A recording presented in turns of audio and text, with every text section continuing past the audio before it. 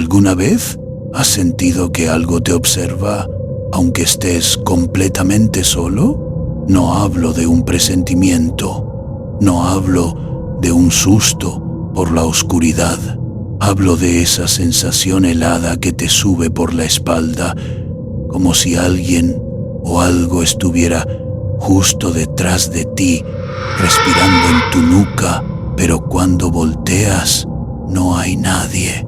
Yo creía que el miedo era solo eso, miedo, hasta que pasó, en serio, hasta que pasó en Mazamitla, Jalisco, un lugar de bosques eternos, niebla que no se disipa y caminos que parecen no llevar a ninguna parte.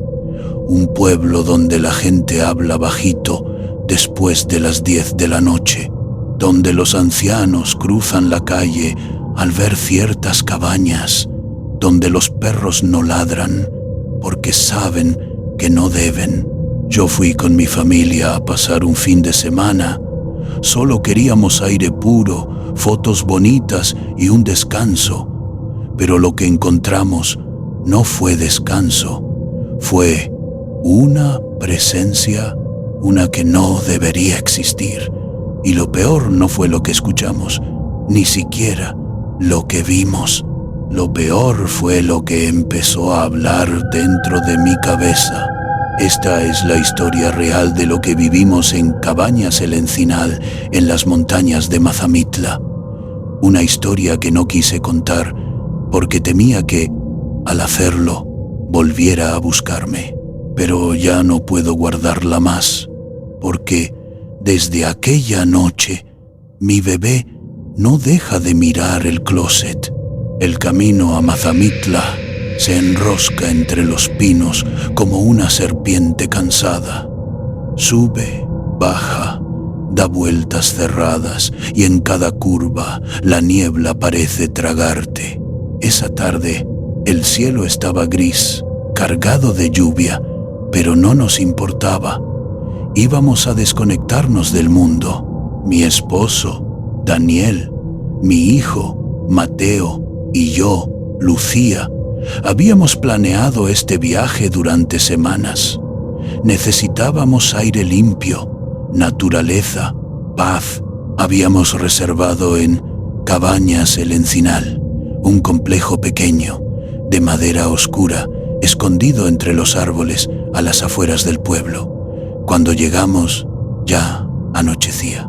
El recepcionista, un hombre mayor con voz ronca, nos entregó las llaves sin sonreír. «Las cabañas están solas», dijo. «No hay nadie más hoy». «¿Y las otras?», preguntó Daniel. «Vendrán mañana», respondió, mirando hacia el bosque. «Ustedes son los únicos esta noche». No le dimos importancia. Solo pensamos que era un tipo raro. Pero ahora, al recordarlo, ese tono, como si nos estuviera advirtiendo. Entramos a la cabaña. El aire era frío, aunque el calefactor funcionaba. Las paredes crujían. No eran los típicos sonidos de una casa de madera. Eran golpes suaves, como si alguien estuviera arrastrando algo por el piso de arriba. Pero no había piso de arriba. «¿Oíste eso?», le dije a Daniel. «Sí», respondió. «Debe ser el viento». Pero no había viento. La niebla colgaba inmóvil entre los árboles. Preparamos a Mateo para dormir. Lo acostamos en la cuna, cerca de la ventana.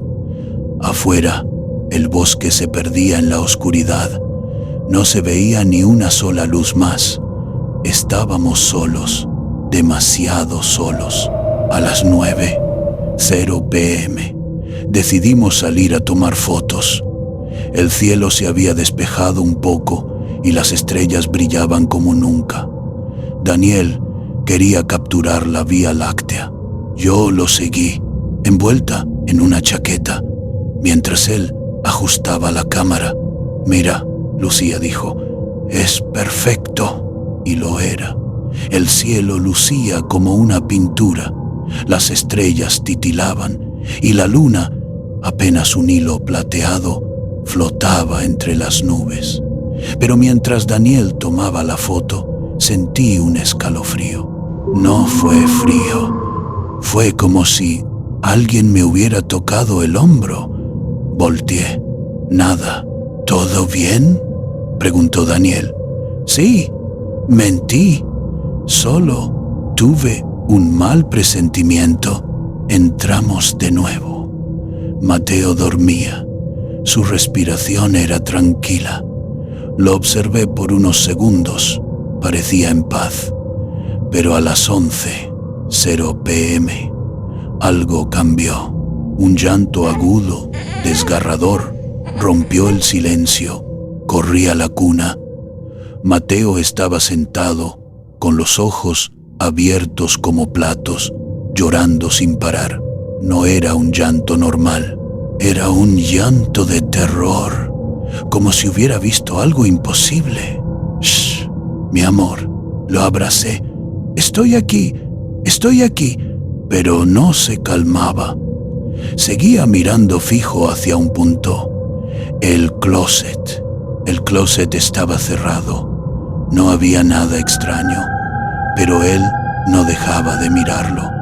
Sus manitas temblaban, su respiración era rápida, como si no pudiera tomar aire.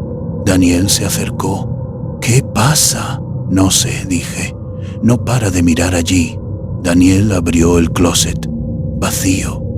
Solo ropa colgada, una maleta, nada más. «Está vacío, Lucía», «pero él no para de mirarlo», grité, casi sin voz, y entonces lo sentí. Un olor, como humo viejo, mezclado como miel podrida, venía del closet. Pero cuando Daniel lo volvió a oler, dijo que no sentía nada. «¿Estás segura?» «Sí», dije. «Huele a quemado, a algo muerto». Daniel me miró con preocupación. No sabía si estaba alucinando, pero yo lo sentía. Y Mateo también. Lo acosté de nuevo. Poco a poco su llanto se fue calmando, pero sus ojos no se cerraron. Seguían fijos en el closet, como si supiera que algo estaba allí. Nos acostamos. Daniel se durmió rápido. Yo no podía. El silencio era denso, pesado, como si el aire mismo estuviera conteniendo la respiración. Y entonces empezó un murmullo bajo, como voces lejanas. No eran claras, no eran humanas, eran como risas ahogadas, mezcladas con palabras en un idioma que no entendía. Venían de afuera, del bosque. ¿Qué te está pareciendo hasta ahora? ¿Ya sentiste un escalofrío? Cuéntanos en los comentarios. Me levanté, caminé de puntillas hasta la ventana. Afuera, solo niebla, oscuridad. No había nadie, pero las voces seguían. Daniel lo sacudí. «Despierta, hay algo afuera». Él se incorporó, frotándose los ojos. «¿Qué?» «Escucha». Se hizo el silencio. Las voces habían parado. «No oigo nada», dijo. «Estaban aquí». Escuché risas. Daniel suspiró. «Debe ser el viento, Lucía. Estás cansada. Ha sido un día largo». Me acosté, pero no dormí. Estaba alerta. Cada crujido, cada susurro me hacía saltar. Y entonces sentí su respiración detrás de mí. Una exhalación lenta, fría, que me rozó el cuello. Giré. Nada. Pero el olor volvió. Miel podrida, humo, tierra mojada. Y en ese momento escuché una voz dentro de mi cabeza. No fue un sonido, fue una presencia, una voz profunda, gutural, como si viniera de debajo de la tierra. «No estás sola, Lucía». Me tapé los oídos. No funcionó. La voz estaba dentro. Él ya me vio. El niño me vio. Quise gritar, pero no salió nada. Mi garganta se cerró, mi cuerpo se paralizó. Solo podía pensar, Mateo. Y entonces, desde la cuna, lo escuché. Mateo, aún dormido, dijo una palabra, una sola palabra. No, con una voz que no era la suya, como si alguien más estuviera hablando por él. Amanecimos sin haber dormido. Daniel estaba pálido. Yo temblaba. Mateo, milagrosamente, dormía tranquilo, como si nada hubiera pasado, pero yo sabía que algo había pasado. Desayunamos en silencio. El sol apenas se colaba entre los árboles. Todo seguía cubierto de niebla. «Tenemos que irnos», dije. «¿Ahora?», preguntó Daniel. «Apenas llevamos unas horas». «No me siento bien», dije. «Y Mateo, anoche...» «Estaba asustado», dijo Daniel. «Quizás fue un ruido, un sueño». «No fue un sueño», grité.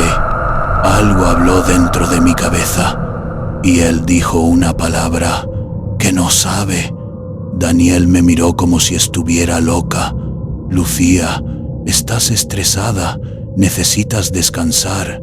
Pero yo no estaba loca, y lo que pasó esa noche no fue estrés. Decidí llamar a mi papá. Él siempre ha sido de fe fuerte. Rezamos el rosario todas las noches en familia, desde que era niña, y en momentos así es lo único que me da paz. «Papá», dije, con voz temblorosa, «necesito que recemos ahora». Él, sin preguntar, entendió. «Está bien, hija, vamos a rezar». Puse el altavoz. Daniel se sentó en el sofá, incómodo.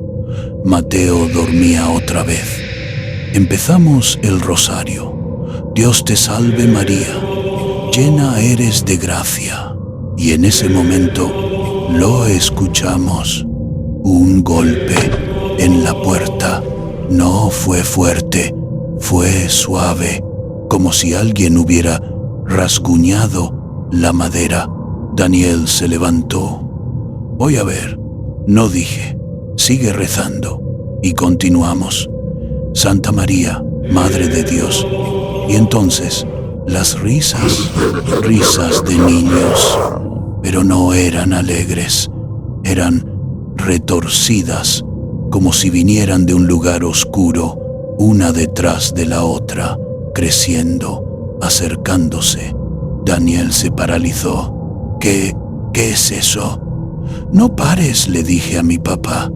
«Sigue, ruega por nosotros pecadores».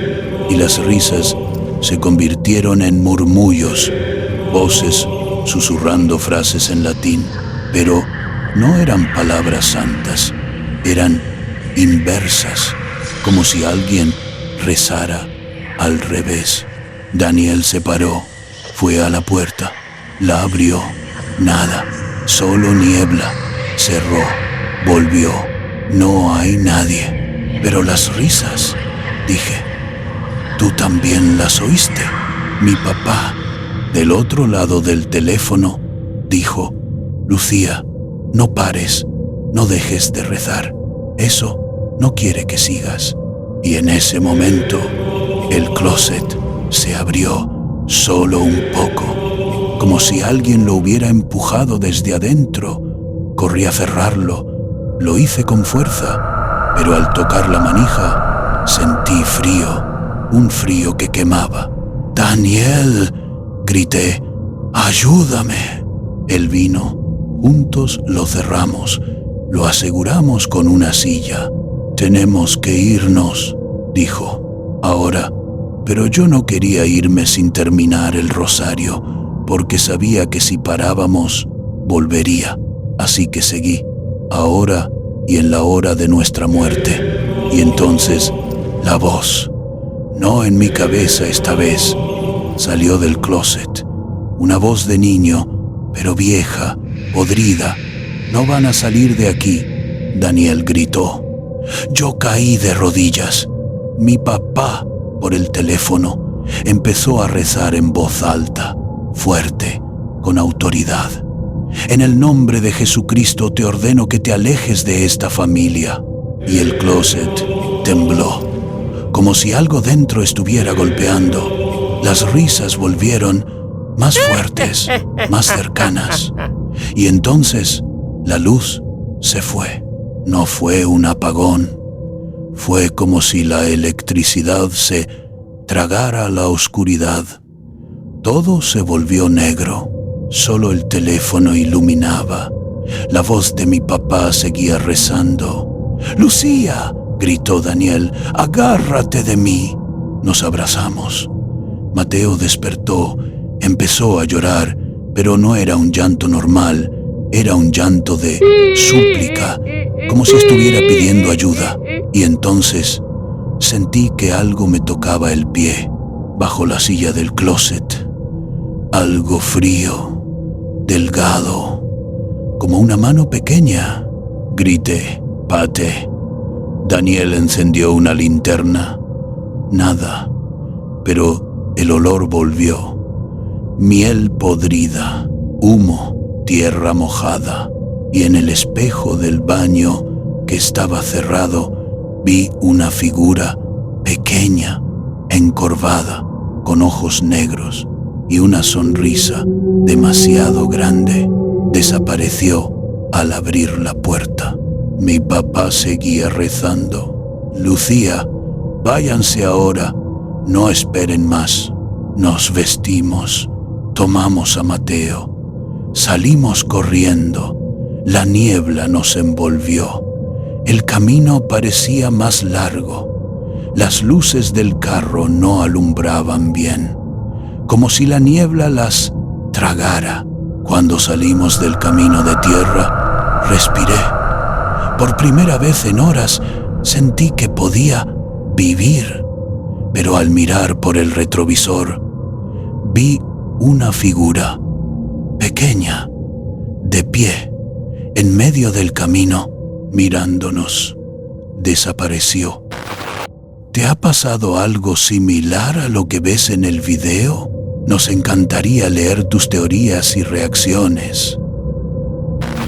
Regresamos a Guadalajara. No volvimos a hablar del tema. Daniel dijo que fue estrés, fatiga, alucinaciones colectivas. Yo no lo discutí. No quería parecer loca, pero yo sabía. Y lo peor no fue lo que pasó en Mazamitla, fue lo que pasó después. Mateo empezó a cambiar. No lloraba mucho, pero miraba. Siempre miraba hacia lugares vacíos, esquinas oscuras, closets cerrados, armarios. Y cada vez que lo hacía, su cuerpo se tensaba, como si estuviera viendo algo. Una noche, mientras lo bañaba, lo escuché. Susurró, «No estás solo». Con la misma voz que escuché en la cabaña, me congelé. «¿Qué dijiste, mi amor?» Él no respondió, solo sonrió. Una sonrisa que no era de bebé, era demasiado grande, demasiado vieja. Lo llevé al pediatra. Todo estaba bien, físicamente perfecto. Pero el doctor notó algo. «¿Ha tenido pesadillas?» No, dije. «Pero mira mucho a lugares vacíos». «Es normal», dijo. «A su edad empiezan a imaginar». Pero yo no creí eso, porque una semana después empecé a soñar con él. Soñaba que Mateo estaba sentado en su cuna hablando con alguien invisible, y decía, «Sí, ya casi».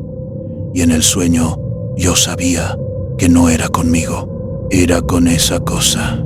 Empecé a rezar cada noche el rosario, a veces 2 veces. Mi papá venía a casa a rezar con nosotros. Daniel no quería. Decía que estaba obsesionada. hasta que una noche él lo vio. Estábamos viendo televisión. Mateo dormía. De repente, Daniel se quedó mirando el closet de la habitación. Lucía, dijo con voz temblorosa. ¿Ese es el reflejo? Me acerqué. En el espejo del closet había dos siluetas, la de Mateo y otra, pequeña, deforme, abrazándolo. Grité, corrí, abrí el closet, vacío. Daniel no durmió esa noche. A la mañana siguiente dijo, tenemos que hacer algo. No es normal.